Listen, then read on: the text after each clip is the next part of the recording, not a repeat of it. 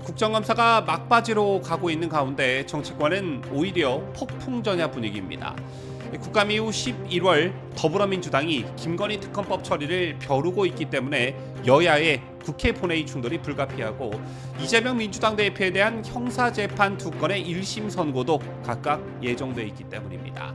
여기에 민주당은 장외 집회까지 예고한 상황이 있죠. 이런 가운데 여권 내부 분열이 격화되는 상황도 전국을 더욱 복잡하게 하고 있습니다. 윤석열 대통령과 한동훈 국민의힘 대표의 갈등이 더 깊어지는 국면 속에 대통령 배우자 등을 감찰하는 자리인 특별감찰관 추천 문제를 두고 한 대표와 추경호 원내대표 사이에 파워게임이 노출되면서 여권 내부 긴장도도 한층 더 높아졌습니다. 이런 맥락에서 11월 위기설은 비단 윤석열 대통령이나 이재명에게만 있는 것은 아니다. 한동훈에게도 있다. 이런 분석이 제기되고 있는데 어떤 이유에서인지 잠시 후 설명합니다.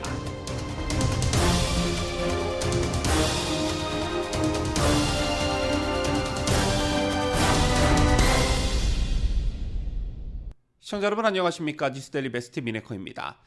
윤석열 대통령과 한동훈 대표의 면담이 매끄럽지 못하게 끝을 맺은 상황에서 곧바로 한동훈 대표가 전제 조건 없는 특별감찰관 추천을 요구하고 나서면서 이게 격한 당내 갈등의 한 요소로 작용하고 있습니다.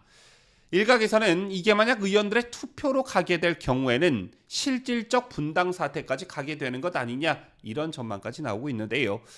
이 논란에서 반드시 짚고 넘어가야 할 핵심 사안이 있습니다. 그게 뭐냐? 바로 당대표와 원내대표에 대한 규정입니다. 대통령 친인척의 비위 행위를 살피는 특별감찰관 추천 절차 진행을 누가 결정하느냐를 두고 여당 투톱이 정면 충돌하고 있죠. 한동훈 대표 측은 당원 당규에 있는 당대표는 당무를 통활한다라는 문구를 제시하면서 당대표가 결정할 수 있다라고 주장하고 있는 반면 추경호 원내대표 측은 국회 운영의 최고 권한은 원내대표에게 있고 이는 협의해야 할 사안이라는 입장입니다. 먼저 국민의힘 당원 당규에 따르면 당대표는 법적 대외적으로 당을 대표하고 당무를 통할한다. 당원 25조에 이렇게 되어 있습니다. 이에 연장선에서 당직자 회의를 소집하거나 당직자 인사에 관한 임명권 및 추천권을 지닌다. 이렇게도 되어 있고요. 원내대표는 교섭단체 대표로서 국회 운영에 관한 책임과 최고 권한을 가지고 의원총회 및 원내대책회의를 주재하는 역할을 합니다. 이 역시 당원 61조에 명시되어 있습니다. 당원에 이렇게 규정까지 해놓은 이유는 원내대표를 당의 2인자로 보느냐 아니면 당대표와 함께 대등한 위치인 소위 투톱으로 보느냐 이것에 대한 시각차에 대한 논란을 피하기 위함입니다. 이런 당원 당규는 나름의 역사성도 지니는데요. 이 당원 당규는 박근혜 지도부 시절 원내 정당화를 추구하며 개정된 것입니다. 당시 총재 체제가 보수 정치라는 지적과 비판들이 제기됐고 이에 따라 총재를 당대표라는 직함으로 바꾸고 원내 총무를 원내대표로 격상시킨 것입니다. 즉 원내대표는 2인자가 아니라 당대표와 함께 당을 이끄는 투톱 체제라는 것이죠. 당대표와 원내대표를 모두 역임했던 김기현 의원 아주 적절한 비유를 했던데 혹자는 당대표를 대통령으로 원내대표를 국무총리로 비유하지만 이는 무지의 소치라는 것입니다. 원내대표는 국무총리와 같은 임명직이 아니라 의원들의 선거로 뽑힌 선출직으로서 당원 당규 어디에도 당대표가 원내대표를 지휘할 권한을 부여하고 있지 않기 때문에 그래서 투톱 체제라고 하는 것이라는 게 김 의원의 설명이었습니다. 이 정도면 한동훈 대표의 주장이 얼마나 터무니없는 것인지 잘 아셨을 테고요. 그리고 또 한 가지 한동훈 대표에게 과연 전략이라는 게 있기나 한 거냐 이런 의구심이 든다는 것입니다. 대통령이 공약을 했기 때문에 지켜야 한다라는 말로 대중적 인기를 올리는데 도움이 됐을지는 모르겠으나 이게 자칫 민주당에 말려 들어갈 수 있다라는 것인데요. 초대 특별감찰관 임명 절차는 6개월 이상 걸렸습니다. 이런 점을 감안한다면 이재명의 선고 시점인 11월 15일까지 상황이 정리될 수가 없습니다. 아시다시피 한동훈 대표는 이재명의 1심 선고까지 우리 당이 먼저 김건희 리스크를 털어내야 한다 이런 주장을 펼친 바 있습니다. 이 두 개의 사안을 도대체 왜 결부시키는지 저는 도통 모르겠는데 어쨌든 시기적으로 불가능하다는 것입니다. 특별감찰관 임명을 위해서는 추천위원회를 거쳐 인사청문회를 열어야 함은 물론 여야 협의가 아닌 합의로 후보를 확정한다는 것입니다. 이런 상황에서 지금 헌법재판소 마비 사태와 같이 만약 민주당이 우리가 3명을 다 추천하겠다라고 하면 그때 한동훈 대표의 대책은 과연 뭐가 있느냐라는 점을 묻고 싶고요.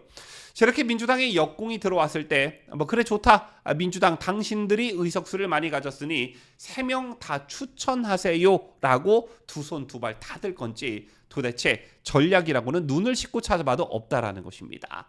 자, 그래서 한동훈 대표의 소통 방식이 다시 한번 도마에 오를 수밖에 없는 것인데요. 충분한 논의와 의원들의 설득 작업 없이 의원들에 대한 설득 작업 없이 그냥 내질러 놓고 보는 무책임의 극치가 바로 이런 데서도 나타나고 있다는 것이지요. 사실 많은 분들이 한동훈 대표의 소통 방식을 비판하고 계십니다. 특히 당정 갈등 국면에서 윤 대통령과의 차별화를 한답시고 한동훈이 언론을 이용하는 방식이 그렇다는 것이지요. 실제 김경수 전 경남지사에 대한 복권 반대 입장이 보수 언론에 의해 공개가 됐고 지난 1월 비상대책위원장 당시엔 윤 대통령으로부터 사퇴 요구를 받은 사실을 언론에 흘려 역공을 펼쳤습니다. 그리고 최근 윤 대통령과 여당 지도부 만찬에 앞서 한동훈의 독대 요청이 언론에 먼저 공개되기도 했지요. 새로운 언론 플레이를 통한 국면 전환 시도, 검사들이 주로 쓰는 방식인데 아직도 그 버릇을 버리지 못하고 있다는 것입니다. 오히려 이게 지금도 그렇고 앞으로도 정치인 한동훈에게 걸림돌이 될 거라는 겁니다. 그게 다랬던 게 바로 독대 요청과 대통령과의 면담 과정에서 나온 한동훈의 미숙함이었죠. 적지 않은 사람들이 비판하고 지적하고 있다시피 나는 대통령 만나서 이런 얘기를 할 거야, 저런 얘기를 할 거야, 이런 요구를 할 거야, 저런 요구를 할 거다. 다 떠들 거였으면 만남 자체가 필요 없는 거였습니다. 자, 이미 다 떠들어나서 독대와 면담의 가장 큰 효과인 극적 효과도 없었을 뿐만 아니라 종국적으로는 대통령을 압박하면서 궁지에 내몬 형국이 되어버렸기 때문입니다. 자, 그런데 이런 게 또 반복적으로 이번 특별감찰관 임명 논란에서도 이어지고 있는데요. 자, 이렇게 해서 당대표의 리더십이 과연 바로 설 수 있을지 당내 분열을 오히려 당대표가 나서서 조장하고 있는 것은 아니지 답답할 따름입니다. 지금까지 저는 자유대한민국을 소화하는 뉴스데일리 베스트 민앵커였습니다.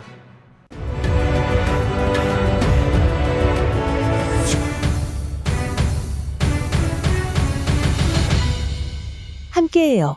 뉴스데일리 베스트.